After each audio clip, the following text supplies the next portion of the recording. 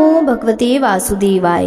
बृहस्पति देव को कोटि कोटि प्रणाम, जो देवताओं के गुरु, धर्म के संरक्षक और ज्ञान के अमूल स्रोत हैं, जिनकी वाणी से वेदों की ध्वनि गूंजती है और जिनके आशीर्वाद से जीवन में शुभता का संचार होता है। हे बृहस्पति देव, हम सभी के जीवन में सद्बुद्धि, संयम और सत्य का प्रकाश दीजिए।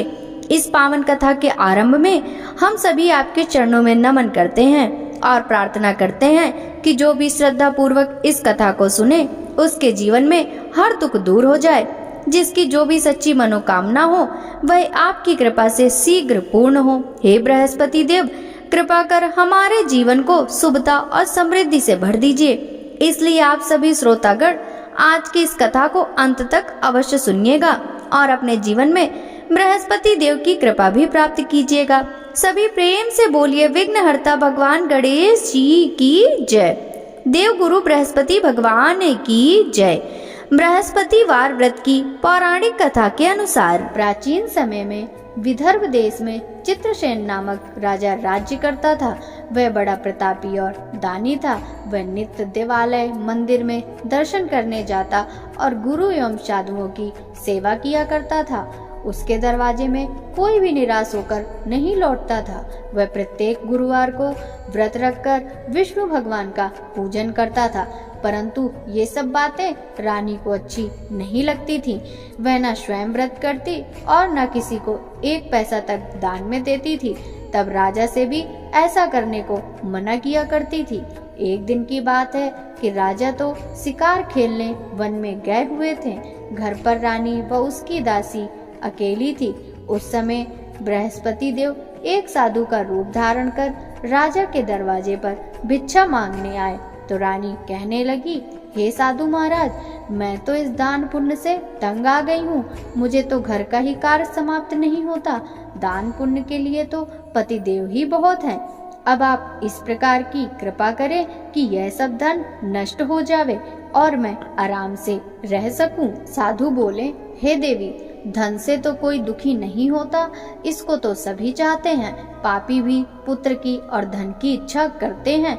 अगर आपके पास धन अधिक है तो भूखे मनुष्यों को भोजन कराओ, प्याव लगवाओ, गरीबों को दान दो, धर्मशाला बनवाओ, कुआं, तालाब आदि का निर्माण कराओ। निर्धन मनुष्यों की कुमारी कन्याओं का विवाह आदि अनेकों यज्ञ आदि धर्म कार्य हैं, जिसके करने से आपके कुल और आपका नाम परलोक में सार्थक होगा।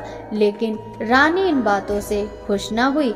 बोली, हे साधु महाराज, मुझे ऐसे धन की आवश्यकता नहीं जिसे अन्य मनुष्यों को दान दूं तथा जिसको रखने में सारा समय बर्बाद हो। साधु ने कहा, देवी, तुम्हारी ऐसी इच्छा है तो ऐसा ही होगा। मैं तुम्हें बताता हूँ, अब वैसा करना। बृहस्पति के दिन बाल बनवाएं, भोजन में मांस मदिरा खाना, कपड़े धोबी के यहाँ धुलने डालना। इस प्रकार 7 बृहस्पतिवार करने से तुम्हारा सब धन नष्ट हो जाएगा। यह कह वह साधु महाराज अंतर्ध्यान हो गए। रानी ने साधु के कहने पर वैसा ही किया। 3 बृहस्पतिवार ही बीते थे कि उसका समस्त धन नष्ट हो गया और सब लोग भोजन के लिए तरसने लगे। तब राजा रानी से कहने लगा, तुम यहाँ पर रहो, मैं दूसरे देश को जाऊं, क्योंकि देश चोरी परदेश भी बराबर है। ऐसा कहकर राजा तो परदेश चला गया। वहाँ जंगल को जाता और लकड़ी काट कर लाता और शहर में बेचता। इस तरह वह अपना जीवन व्यतीत करने लगा। इधर राजा उधर रानी और दासी भी दुखी रहने लगी। किसी दिन भोजन मिलता और किसी दिन जल पीकर ही रह जाती। एक समय रानी और दासी को 7 रोज बिना भोजन के व्यतीत हो गए। तो रानी ने अपनी दासी से कहा, हे दासी, पास के नगर में मेरी एक बहन रहती है। वह बड़ी धनवान है। तू उसके पास जा और वहां से 5 सेर बेझर ही मांग ला, जिससे कुछ समय के लिए गुजर हो जाएगी।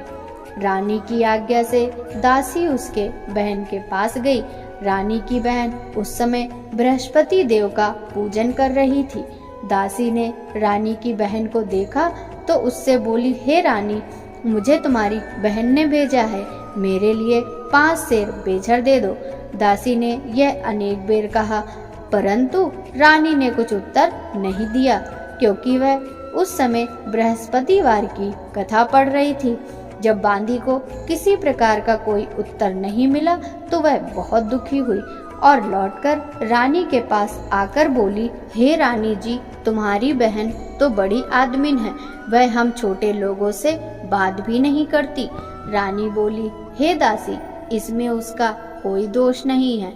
जब बुरे दिन आते हैं तब कोई सहारा नहीं देता, अच्छे बुरे का पता आपत्ति काल में ही लगता है, यह हमारे भाग्य का दोष है। इधर उस रानी ने देखा कि बहन की दासी आई थी, परंतु मैं पूजा में लगी होने के कारण उससे नहीं बोली। यह सोचकर वह अपनी बहन के घर जाकर अपनी बहन से कहने लगी, हे बहन, मैं बृहस्पतिवार का व्रत कर रही थी। जब तक कथा होती है तब तक ना उठते हैं और ना बोलते हैं, इसलिए मैं तुम्हारी दासी से ना बोली। कहो दासी, क्यों गई थी? रानी बोली, बहन, हमारे घर में अनाज नहीं था, इस कारण मैंने दासी को तुम्हारे पास से कुछ अनाज लाने के लिए भेजा था। बहन बोली, रानी जी, बृहस्पति भगवान सबकी इच्छाएं पूर्ण करते हैं, देखो शायद तुम्हारे घर में अनाज रखा हो। इस प्रकार के वचन सुन रानी घर के अंदर गई तो उसे एक घड़ा बेचर से भरा हुआ मिल गया। रानी और दासी बहुत खुश हुई। दासी कहने लगी, हे रानी जी, देखो, हमको अब जब भोजन नहीं मिलता तो हम हर रोज व्रत करते हैं, अगर इनसे व्रत की विधि और कथा पूछ ली जावे तो हम भी किया करेंगे। तब उस रानी के पूछने पर रानी की बहन ने कहा, गुरु के व्रत में चने की दाल व हल्दी से विष्णु भगवान का केले की जड़ में पूजन कर दीपक जलावें, पीला भोजन करें तथा कहानी सुने। इस प्रकार से गुरु भगवान प्रसन्न होते हैं, अन्न धन पुत्र देते हैं, व्रती की मनोकामना पूर्ण करते हैं। रानी व दासी दोनों ने निश्चय किया कि वे बृहस्पति का व्रत एवं पूजन अवश्य करेंगी। 7 रोज बाद जब बृहस्पतिवार आया तो उन्होंने व्रत रखा। दासी गुड़साल में जाकर चने की दाल व गुड़ बीन लाई और विष्णु भगवान का पूजन किया। अब भोजन पीला कहाँ से आवे, यह सोचकर बेचारी बड़ी दुखी हुई, परंतु उन्होंने व्रत किया था, इस कारण गुरु भगवान प्रसन्न थे। वे 2 थालों में सुंदर पीला भोजन लेकर आए और दासी को देकर बोले, हे दासी, यह तुम्हारे और रानी के लिए है, तुम दोनों करना। दासी बड़ी प्रसन्न हुई और रानी से जाकर बोली, चलो रानी जी, भोजन कर लो। रानी को तो इस विषय में कुछ पता ही नहीं था, इसलिए वह दासी से बोली, तू ही भोजन कर, क्यों तू हमारी व्यर्थ में हंसी उड़ाती है? दासी बोली, एक महात्मा भोजन दे गए हैं। रानी कहने लगी, वह भोजन तेरे लिए ही दे गए हैं, तू ही भोजन कर। दासी ने कहा, वह महात्मा हम दोनों को 2 थालों में भोजन दे गए हैं, इसलिए हम और तुम दोनों ही साथ साथ भोजन करेंगी। इस प्रकार रानी और बांदी ने गुरु भगवान को नमस्कार कर भोजन ग्रहण किया। उस दिन से रानी और बांदी गुरुवार का व्रत और विष्णु भगवान का पूजन करने लगी। बृहस्पति भगवान की कृपा से रानी और दासी के पास फिर से धन हो गया। रानी उसी प्रकार फिर से आलस करने लगी। तब दासी बोली, देखो रानी जी, तुम पहले भी इस प्रकार का आलस करती थी, इसी से सब धन नष्ट हुआ। अब गुरु भगवान की कृपा से धन मिला है तो फिर तुम्हें आलस्य होता है। बड़ी मुसीबतों के बाद हमने यह धन पाया है, इसलिए तुम्हें दान पुण्य करना चाहिए। अब आप भूखे मनुष्यों को भोजन कराओ, मंदिर पाठशाला बनवा के दान दो, कुंवारी कन्याओं का विवाह कराओ। इस तरह धन को शुभ व धर्म कार्यों में खर्च करो, जिससे तुम्हारे कुल का यश बढ़े तथा स्वर्ग प्राप्त हो। इस प्रकार तुम्हारे पितर भी प्रसन्न होंगे। रानी ने जब ये शुभ कार्य करने प्रारंभ कर दिए तो उनका यश फैलने लग गया। एक दिन रानी और दासी विचार करने लगी कि न जाने राजा किस दशा में होंगे, उनकी कोई खबर नहीं मिली है। उन्होंने गुरु भगवान से प्रार्थना की तो भगवान ने रात्रि में राजा को स्वप्न में कहा, हे राजा, जा तेरी रानी तुझको याद करती है। राजा प्रातःकाल उठा और विचार करने लगा। स्त्री जाति खाने व पहनने की संगनी होती है, पर स्वप्न की बात मानकर वह अपने नगर के लिए चलने को तैयार हुआ। यहाँ परदेश में वह प्रतिदिन जंगल से लकड़ी लाता और शहर में बेचकर अपने जीवन को बड़ी कठिनाई से व्यतीत कर रहा था। जब वह एक दिन राजा दुखी हो अपनी पुरानी बातों को याद करके रोने लगा, तब उस जंगल में बृहस्पति एक साधु का रूप धारण कर आए और राजा के पास आकर बोले, हे लकड़हारे, तुम इस सुनसान जंगल में किस चिंता में बैठे हो, मुझे बतलाओ। यह सुनकर राजा सजल नेत्रों से साधु की वंदना करते हुए बोला, प्रभु आप तो सब कुछ जानते हो। इतना कहकर राजा ने साधु को अपनी संपूर्ण कहानी सुना दी। महात्मा तो दयालु होते हैं, वे बोले, अब तुम किस बात की चिंता मत करो, भगवान तुम्हें पहले से अधिक धनवान करेंगे। देखो तुम्हारी स्त्री ने गुरुवार का व्रत प्रारंभ कर दिया और तुम भी मेरा कहा मानकर बृहस्पतिवार के दिन व्रत रखकर चने की दाल व गुड़ लोटे में डालकर केले का पूजन किया करो तथा कहा करो, भगवान तुम्हारी सब कामनाओं को पूर्ण करेंगे। साधु को प्रसन्न देख राजा बोला, प्रभु मुझे लकड़ी बेचकर इतना पैसा नहीं मिलता जिससे भोजन करने के बाद कुछ बचा सकूं। मैंने कल रात्रि में अपनी रानी को भी व्याकुल देखा है। मेरे पास कुछ भी नहीं है जिससे उसकी खबर भी मंगा सकूं। फिर मैं कौन सी कहानी कहूं, यह भी मुझको मालूम नहीं है। साधु ने कहा, तुम किसी बात की चिंता मत करो। बृहस्पतिवार के दिन तुम रोजाना की तरह लकड़ियां लेकर शहर जाओ, तुम्हें रोजाना से दुगना धन प्राप्त हो जाएगा, जिससे तुम पेट भर भोजन कर लोगे तथा बृहस्पति देव की पूजा का सामान भी आ जाएगा। बृहस्पति देव की कहानी इसी प्रकार कही जाती है। प्राचीन काल में एक बहुत निर्धन ब्राह्मण रहता था। उसको कोई संतान नहीं थी। उसकी स्त्री बहुत मलिनता के साथ रहती थी। वह न स्नान करती, न किसी देवता का पूजन करती। प्रातःकाल उठते ही सर्वप्रथम भोजन करती, बाद में कोई अन्य काम करती। ब्राह्मण देवता बड़े दुखी थे। बेचारे बहुत कुछ कहते किंतु उसका परिणाम न निकलता। भगवान की कृपा से ब्राह्मण की स्त्री के कन्या रूपी रत्न पैदा हुआ। वह धीरे धीरे बड़ी होने लगी। बालिका प्रातः स्नान करके विष्णु भगवान का जप और गुरुवार का व्रत करने लगी। अपने पूजन को समाप्त कर वह स्कूल जाती। जाते समय मुट्ठी में जौ भर के ले जाती और स्कूल के मार्ग में डालती जाती। वे जौ स्वर्ण के हो जाते, जिन्हें लौटते समय वह बीन कर ले आती थी। एक दिन बालिका सूप में सोने के जौ फटक कर साफ कर रही थी कि उसके पिता ने देख लिया तो कहा, बेटी सोने के जौ फटकने के लिए सोने का ही सूप होना चाहिए। दूसरे दिन गुरुवार था। कन्या ने व्रत रखा और बृहस्पति देव से प्रार्थना करके कहा, हे प्रभु, मैंने आपकी पूजा सच्चे मन से की है तो मेरे लिए सोने का सूप भी दो। बृहस्पति देव ने उसकी प्रार्थना स्वीकार कर ली। नित्य की भांति वह जौ डालती हुई पाठशाला गई। तब लौटते में जौ बीन रही थी। बृहस्पति देव की कृपा से वहां सोने का सूप मिला। वह उसे घर ले आई और उससे जौ साफ करने लगी। एक दिन की बात है, वह कन्या सोने के सूप में सोने के जौ फटक रही थी। उसी समय नगर का राजपुत्र वहां से होकर निकला। इस कन्या के रूप में अद्भुत कार्य को देखकर मोहित हो गया। अपने घर जाकर भोजन तथा जल त्याग कर उदास होकर लेट गया। राजा को जब पता लगा तो अपने प्रधानमंत्री के साथ उसके पास गए और बोले, बेटा तुम्हें किस बात का कष्ट है? किसी ने तुम्हारा अपमान किया है अथवा कोई अन्य कारण हो सो कहो, मैं वही काम करूंगा जिससे तुम्हें प्रसन्नता हो। राजकुमार बोला, मुझे आपकी कृपा से किसी बात का दुख नहीं। मैं तो उस लड़की के साथ विवाह करना चाहता हूँ जो सोने के सूप में सोने के जौ साफ कर रही थी।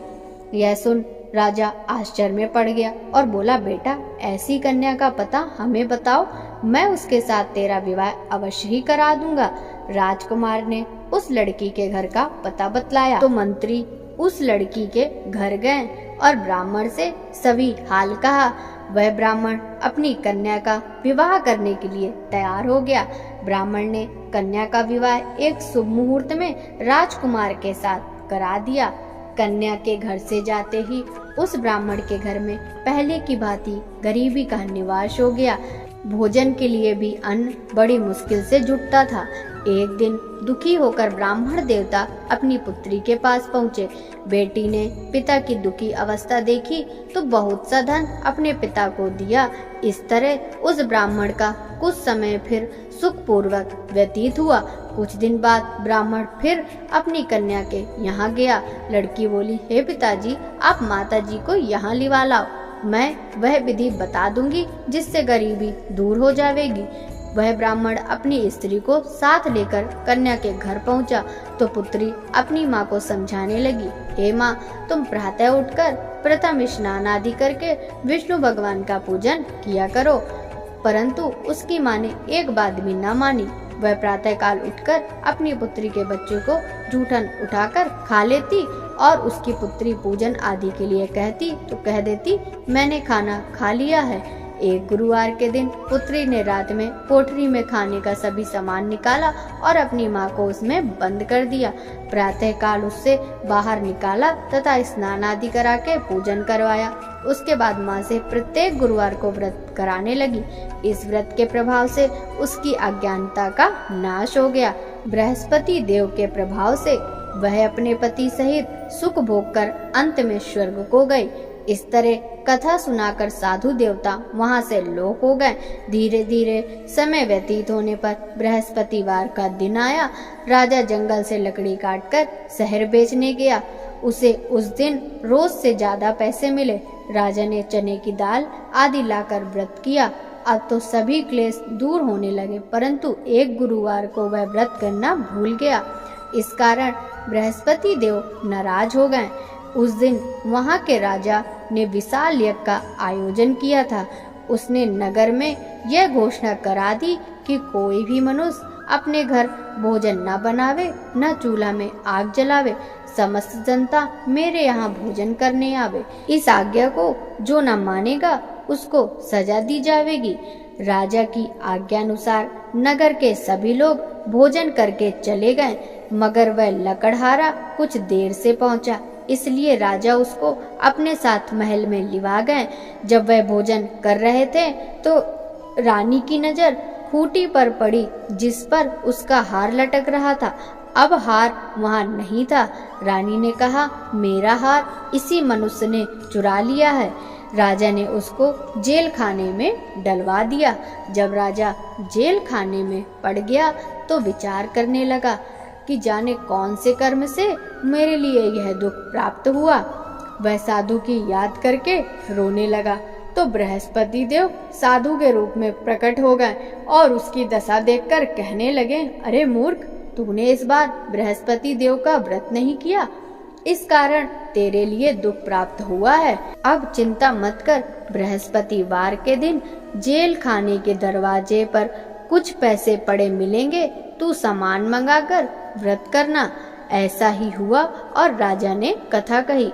उसी रात्रि को बृहस्पति देव ने उस राजा को स्वप्न में कहा, हे राजा, तुमने जिस आदमी को जेल खाने में बंद किया है वह निर्दोष है, उसे छोड़ देना। रानी का हार तो उसी खूंटी पर लटका है, अगर ऐसा नहीं करेगा तो मैं तेरे राज्य को नष्ट कर दूंगा। राजा प्रातः काल उठा और खूंटी पर हार देखकर लकड़हारे को बुलाकर क्षमा मांगी तथा राजा के योग सुंदर वस्त्र आभूषण देकर उसे विदा किया।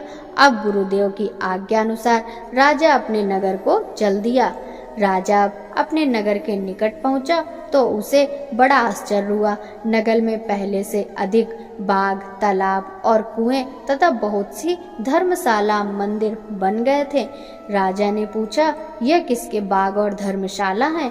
तब नगरवासी कहने लगे, यह सब रानी और बांदी के हैं। राजा को सोच हुआ और गुस्सा भी आया। जब रानी ने यह खबर सुनी कि राजा आ रहे हैं तो उसने बांदी से कहा, हे दासी, देख, राजा हमको कितनी बुरी हालत में छोड़ गए थे, कहीं ऐसी हालत देखकर कुछ संदेह करके लौट नहीं जाए। दासी राजा को अपने साथ लिवा लाई। राजा ने क्रोध करके अपनी तलवार निकाली और रानी से पूछा कि इतना धन तुम्हें कैसे प्राप्त हुआ। रानी ने कहा, हमें यह सब धन बृहस्पति देव के व्रत एवं पूजा से प्राप्त हुआ। राजा तो स्वयं उनका प्रभाव देख चुका था, अतः प्रसन्न हो गया। अब राजा ने निश्चय किया कि 7वें दिन तो सभी बृहस्पति देव का पूजन करते हैं, परंतु मैं प्रतिदिन 3 बार कहानी कहूँगा। राजा ने दुपट्टे में हर समय दाल बंधी रहती। वह दिन में 3 बार कहानी कहता। एक बार राजा ने सोचा कि चलो अपनी बहन के यहाँ हो आवे। यह सोचकर राजा अपने घोड़े पर सवार हो अपनी बहन के यहाँ चल दिया। मार्ग में उसने देखा कि कुछ आदमी एक मुर्दे को लिए जा रहे हैं। उन्हें रोककर राजा कहने लगा, अरे भैया, मेरी बृहस्पति की कहानी सुन लो। वे बोले, लो हमारा आदमी मर गया, इसे अपनी कथा की पड़ी। परंतु कुछ आदमी बोले, अच्छा कहो, तुम्हारी कथा हम सुनेंगे। राजा ने दाल निकाली और कथा कही। जब कथा आधी हुई तो मुर्दा हिलने लगा और समाप्त होने पर राम राम करके खड़ा हो गया। आगे मार्ग में एक किसान खेत में हल चलाता मिला। राजा उससे बोला, अरे भैया, मेरी बृहस्पतिवार की कथा सुन लो। किसान बोला, जब तक मैं तेरी कथा सुनूंगा तब तक 4 हरैया न जोत लूंगा। तुम अपनी कथा किसी और को सुनाना। राजा आगे चला, परंतु राजा के हटते ही बैल पछाड़ खाकर गिर गए तथा किसान के पेट में बहुत जोर दर्द होने लगा। उसी समय उसकी माँ रोटी लेकर आई। जब उसने देखा तो अपने पुत्र से हाल पूछा। बेटे ने सभी हाल कह दिया।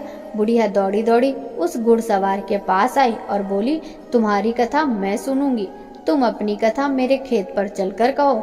राजा ने बुढ़िया के खेत पर कथा कह दी, जिससे सुनते ही बैल खड़े हो गए तथा किसान के पेट का दर्द दूर हो गया।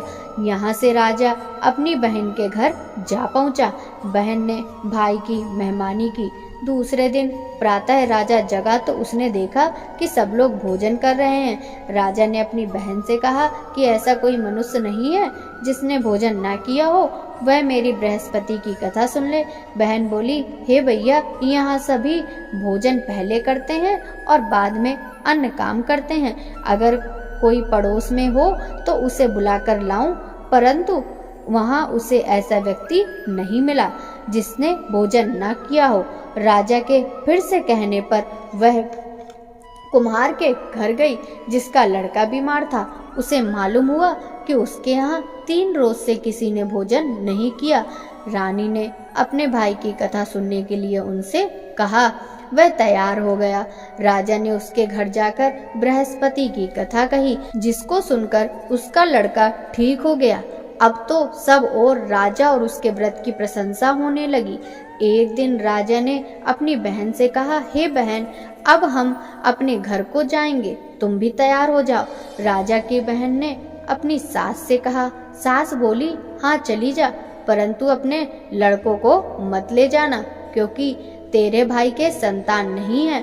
बहन ने अपने भैया से कहा, हे भैया, मैं तो चलूंगी, परंतु मेरे साथ कोई बालक नहीं जाएगा। राजा बोला, कोई बालक नहीं जाएगा, तब तुम ही चलकर क्या करोगी? बड़े दुखी मन से राजा अपने नगर को लौटा। राजा ने अपनी रानी से कहा, हम निर्वंशी हैं, हमारा मुंह देखने का धर्म नहीं है। दुखी हो उसने कुछ भोजन आदि भी नहीं किया। रानी बोली, हे प्रभु, बृहस्पति देव ने हमें सब कुछ दिया है, हमें संतान भी अवश्य देंगे। उसी रात को बृहस्पति देव ने राजा को स्वप्न में कहा, हे राजा, अब सोच को त्याग दे, तेरी रानी गर्भ से है। यह सुनकर राजा को बड़ी खुशी हुई। 9वें महीने में उसे पुत्र पैदा हुआ। राजा बोला, हे रानी, स्त्री बिना कहे नहीं रह सकती, इसीलिए मेरी बहन जब बधाई लेकर आवे तो तुम उससे कुछ नहीं कहना। रानी ने सुनकर हाँ कर दी, लेकिन जब राजा की बहन ने यह शुभ समाचार सुना तो बड़ी खुशी से बधाई लेकर भाई के यहाँ आई।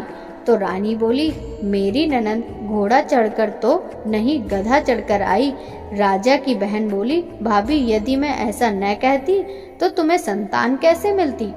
बृहस्पति देव ऐसे ही दयालु हैं, अपने भक्तों की मनोकामनाएं पूरी करते हैं। जो सच्चे मन से बृहस्पति देव का व्रत करता एवं कथा पढ़ता है अथवा सुनता है और दूसरों को भी सुनाता है, बृहस्पति देव उसकी सभी इच्छाएं पूर्ण करते हैं। बोलो बृहस्पति देव की जय, विष्णु भगवान की जय। ओम जय बृहस्पति देवा, स्वामी जय बृहस्पति देवा। श्रद्धा भक्ति बढ़ाओ, श्रद्धा भक्ति बढ़ाओ, संतन की सेवा। ओम जय बृहस्पति देवा। पार ब्रह्म परमेश्वर, पार ब्रह्म परमेश्वर, तुम सबके स्वामी। ओम जय बृहस्पति देवा। ज्ञान न जानू, ध्यान न जानू, नित्य करूं सेवा। ओम जय बृहस्पति देवा। तुम बिन गुरुदेव न दूजा, आस करूं जिसकी प्रभु, आस करूं जिसकी। मैं अज्ञान अगोचर, तुम फल के देवा। ओम जय बृहस्पति देवा। पार ब्रह्म परमात्मा, तुम हो प्राणपति, प्रभु तुम हो प्राणपति। दर्श दिखाओ मत तरसाओ, चारों फल देवा। ओम जय बृहस्पति देवा। बृहस्पति जी की आरती जो कोई नर गावे, प्रभु जो कोई नर गावे। दर्शन पावे जो ध्यावे, विघ्न कटे देवा। ओम जय बृहस्पति देवा। स्वामी जय बृहस्पति देवा। बोलो विष्णु भगवान की जय।